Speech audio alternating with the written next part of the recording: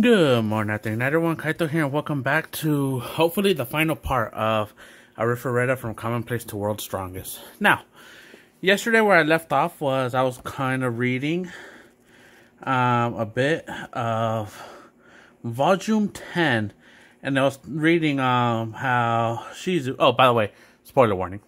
I was talking about how Shizuku fell in love with Hajime, and I was reading part of the light novel to kind of like give you some context of what happened, because I showed you the kiss that Shizuku gave Hajime.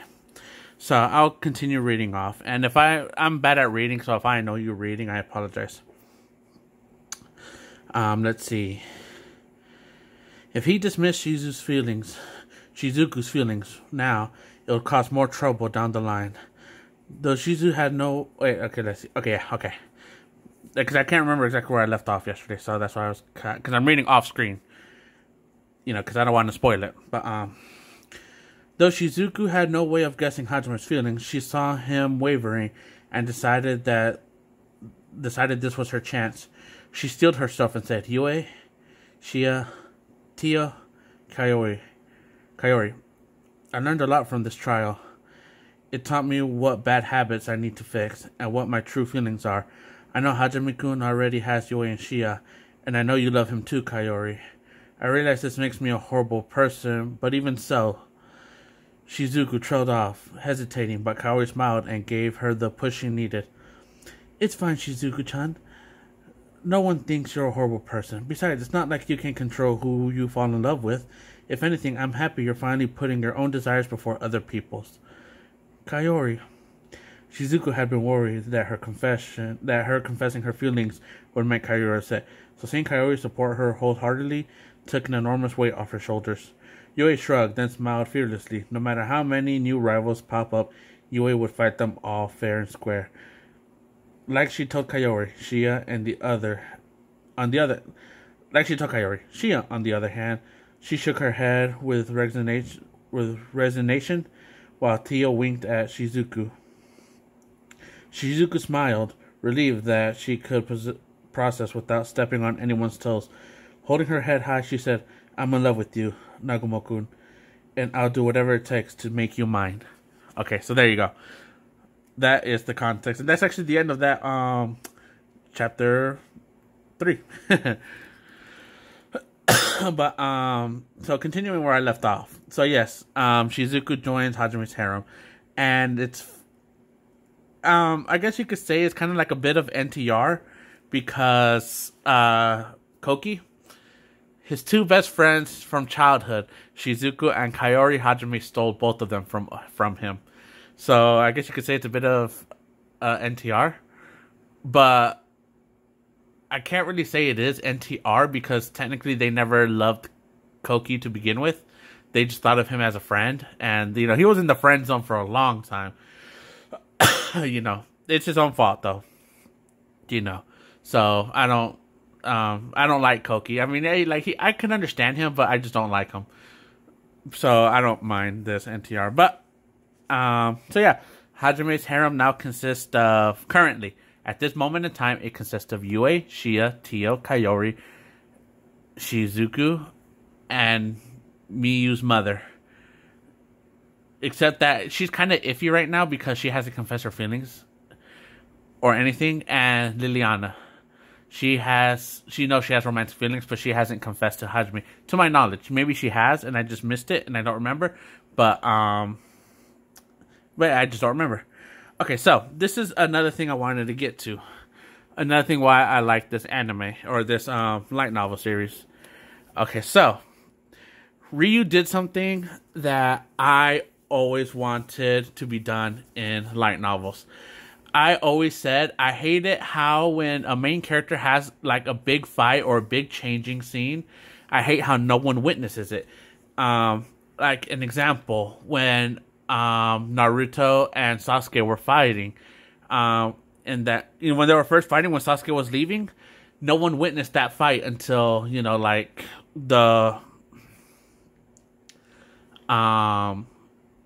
until that war was going on with Madara, and Naruto shared his chakra with the other. I didn't watch this episode, so I'm just going off what I know and what I've heard, like what I've seen clips of. And Naruto shared his chakra with like everyone, and they like saw glimpses of Naruto's past. So, but like, yeah, they know what happened, but they didn't witness it. That's why I liked. Is it season 3 or season 4? I don't even remember what season there are anymore. But of Danmachi, is it Ron trying to pick up girls in a dungeon? It's one of the. It's past. It's been a few months. I'm pretty sure it's been over a year now. But when Bell was fighting the Minotaur, the Minotaur that he killed in season 1 was kind of reincarnated with like emotions and a brain and all this other stuff, right? I forgot what they were called. I think it started with the V, but I don't remember. But and he just wanted to fight Bell. So this Minotaur was just wreaking havoc in Orantio. Is that the place it's called? I don't remember, and I read it, but I don't remember it off the top of my head. But I think it's Orantio or Orion. I don't know. But the place where Bell lives and all the dungeon stuff like that. Like so he was wreaking havoc, and you know the Loki family was like trying to kill it, but it kept getting away, and it was strong, and I was able to cut off one of its arms. But and again, I think I'm gonna go with the assumption it's season 3. So like towards the end of season 3, Bell fights it, the Minotaur. Like its roar is so strong, it's paralyzing like some of the veterans, adventurers, and even the newbies. Of course, if it paralyzes like some of the veterans, it's gonna paralyze the newbies, right? Like they were afraid. Like if I challenge this thing, I'm gonna die. And Bell was the only one who went in to fight it, while everyone else was like helpless.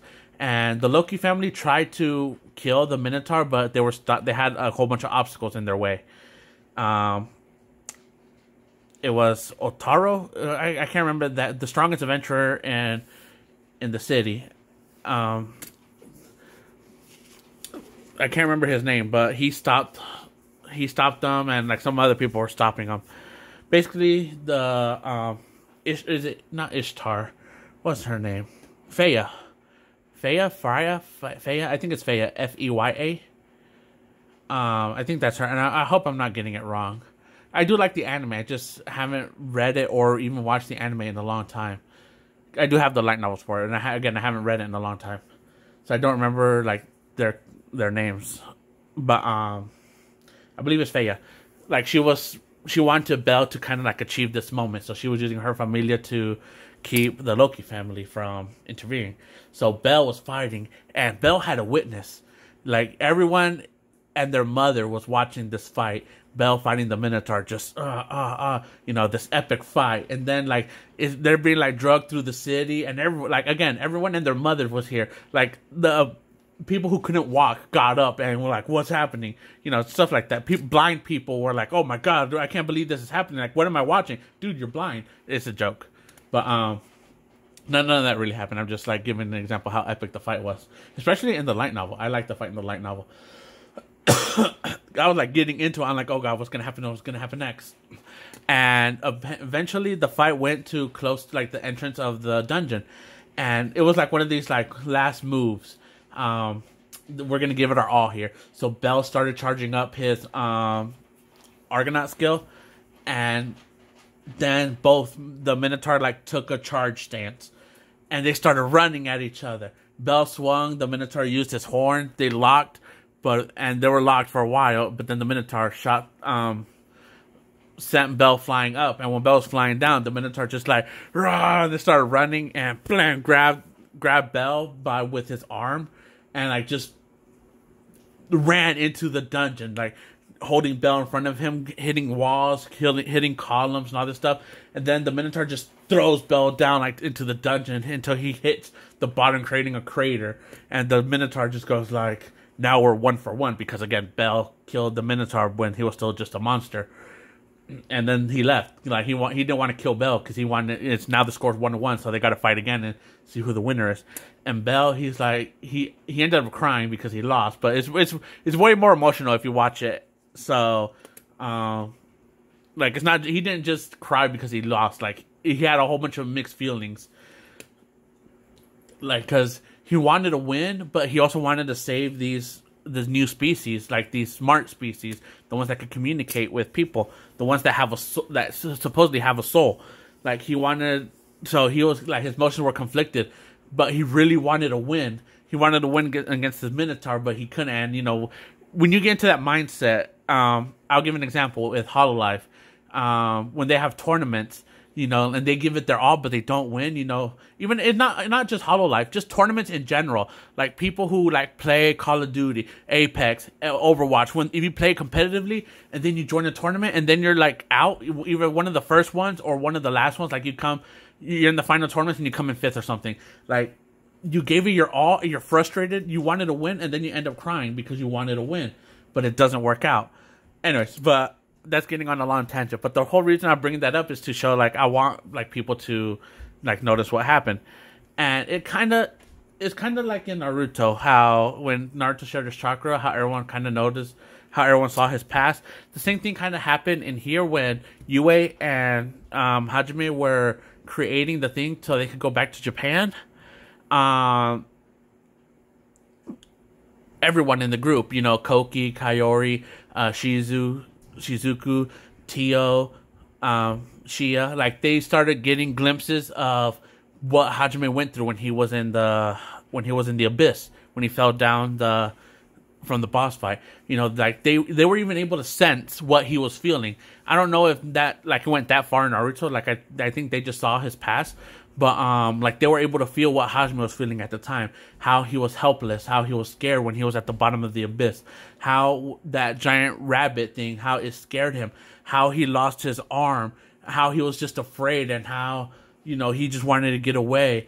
The days he was in the abyss, how he was struggling, waking up and passing out from the phantom pain from his arm, from the missing arm, and from hunger, how he wanted to eat and all this other stuff. So they kind of like witnessed that, and they kind of knew. And I kind of liked that because it was like in the moment when Koki was talking a whole bunch of smack about how Hajime, because I think, again, like I said, I think not Hajime, I think Koki is the only one who failed that trial when you're fighting your evil self.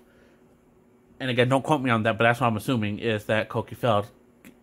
Because he was just talking a whole bunch of stuff, how Hajime, blah, blah, blah, blah, blah, like what makes him so special and all this other stuff. And like maybe, and then like Koki said something that really pissed Hajime's harem off. He said, maybe if I was the one who fell down in the abyss, maybe I would have been the BA, right? The badass.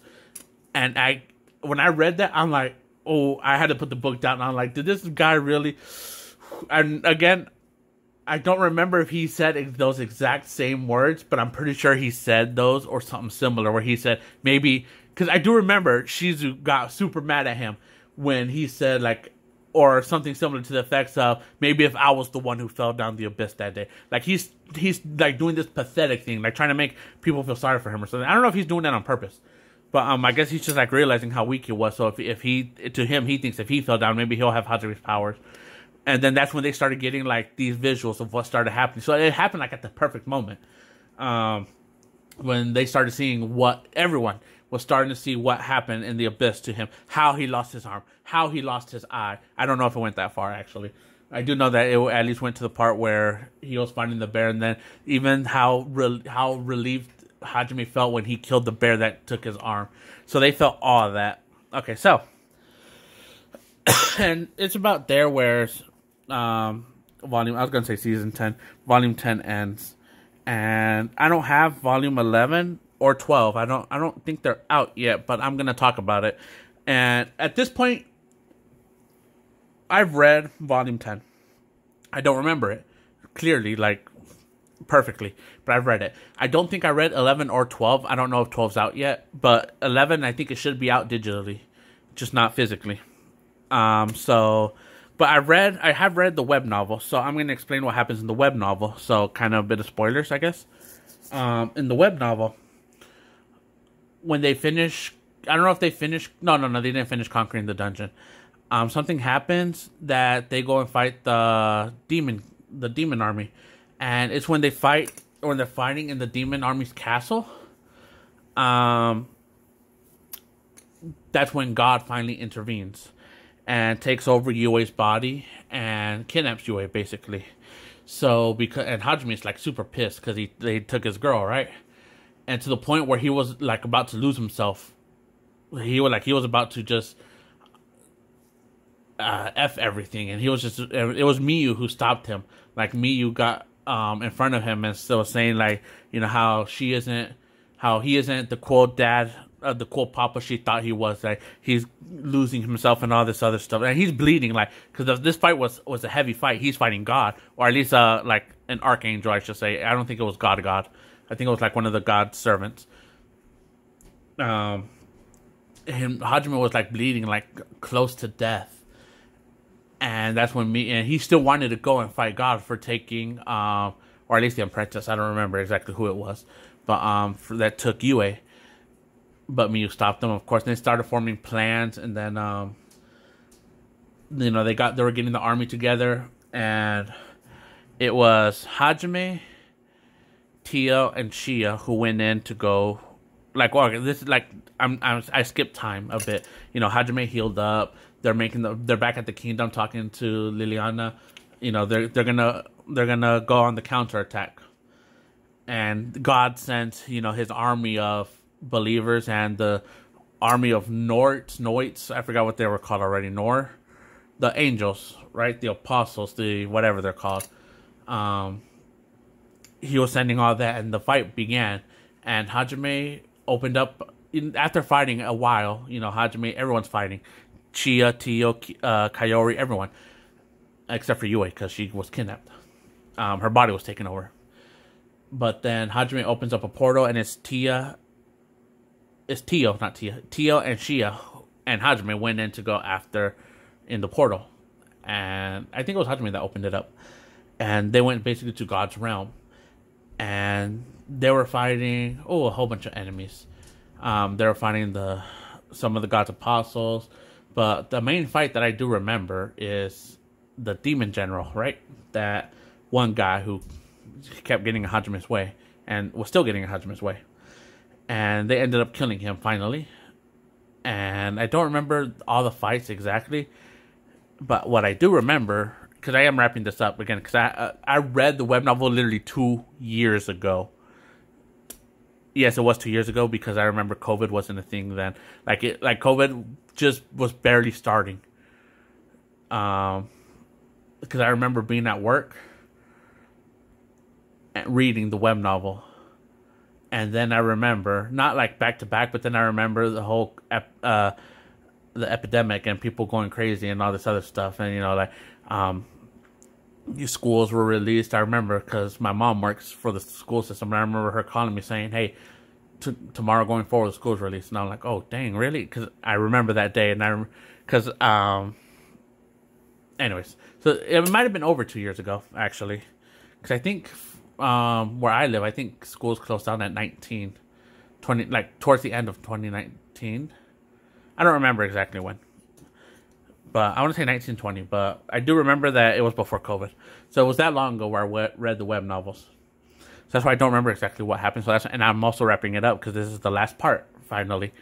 Because I just finished with anyways, I'm sidetracking now. So, they rescue Yue. Then they go back to, they kill everything. They kill Hajime, Yue. I don't know if Tia. Why did I call her Tia? I don't know if Tio and Shia were there, but Hajime and Yue were pretty much the ones who killed God. And yeah, and all four of them go back. They're bleeding because the epic. And I mean, everyone had an epic battle. I think Tio had an epic battle with the dragon, that white dragon that the guy's always riding, and if it wasn't that dragon, it was a different dragon. But it was a strong dragon. I'm pretty sure that's who Tio was fighting. And I think Shia was either fighting... No, I don't think Shia was fighting the general. I think she was fighting one of God's apostles, like the strongest ones or something. But I remember Shia using her powers to the max. Like, she was moving like half a millisecond reaction time, something like crazy stuff like that. Like, everyone was using their demonic powers, and I say demonic with air quotes. You know how they call them monsters, right? Like, everyone's called, oh, you got monster powers. Like, they were using their abilities to the max. Even Hajime. But yeah, so they got Yue back. They killed who they needed to kill, and they came back, and everyone's waiting for them.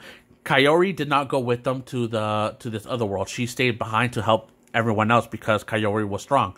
You know, she did want to go at first, but she also wanted to make sure her friends were all right, and they couldn't send, like, you know, you can't send your whole team and, you know, just expect everyone else. You know, like, Shizuku, she could probably hold her own, but, you know, can the others? You know, so Kaori stayed behind.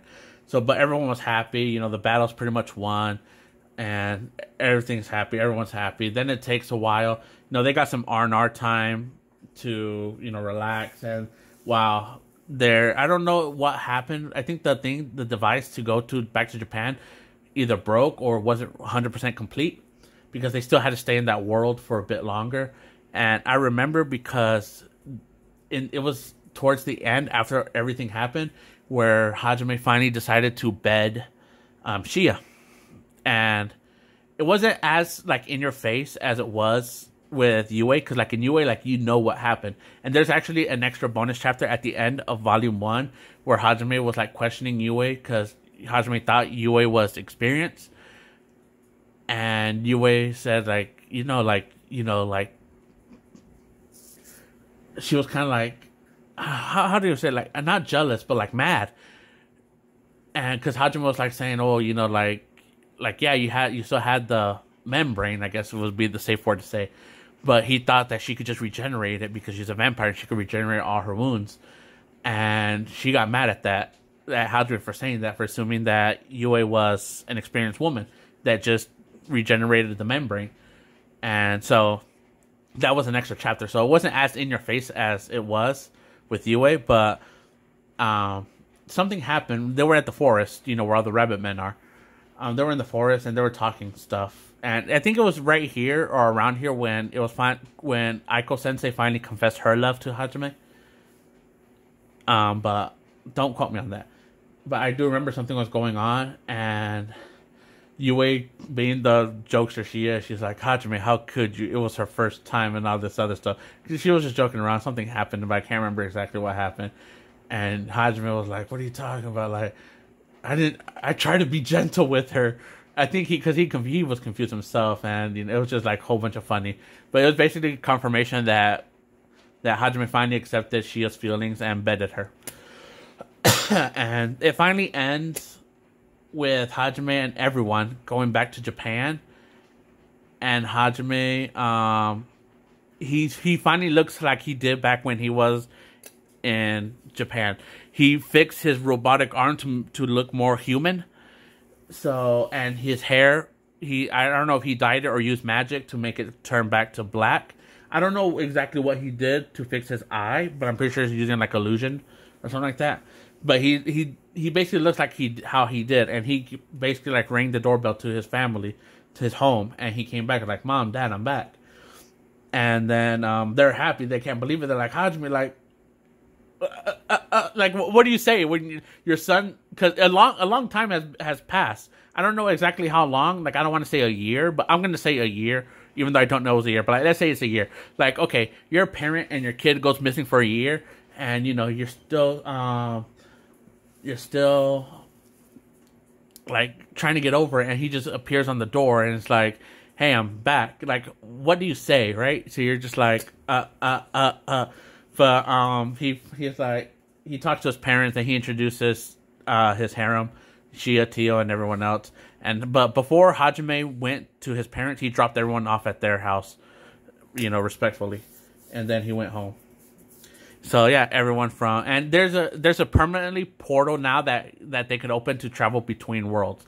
So like I said, Liliana, I don't know when or where, but she joined Hajime's harem and she goes between worlds because she still helps her brother rule the kingdom.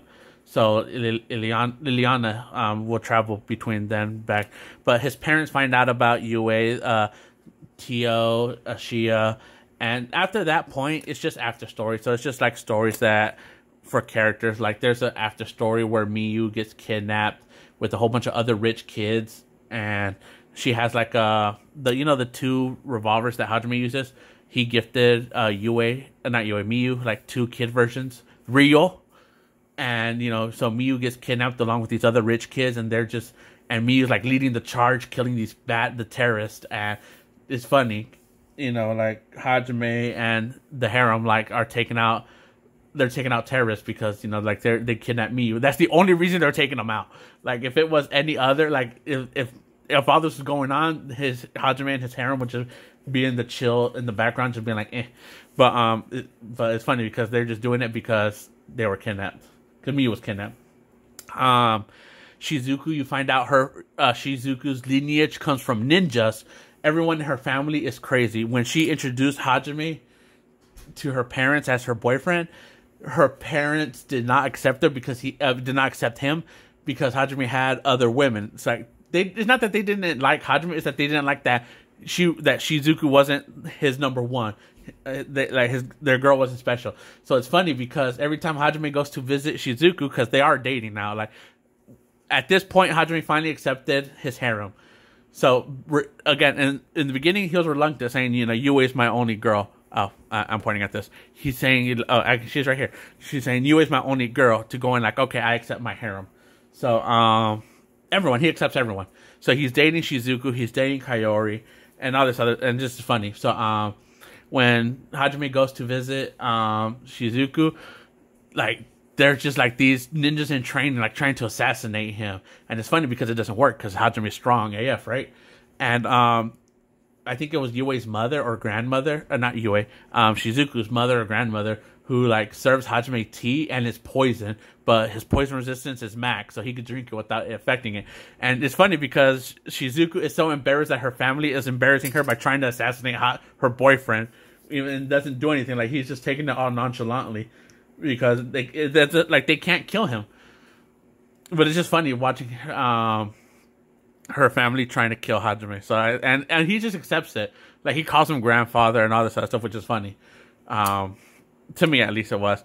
There's this one incident where Kaori, her and her family were going on vacation, and Kaori's dad was like, he did not accept Hajime at all. Kind of like the same situation with Shizuku. They didn't like Hajime again for the same reason, that because Kaori isn't the only one. You know, you're a dad, you got a daughter, you want her to feel special, right?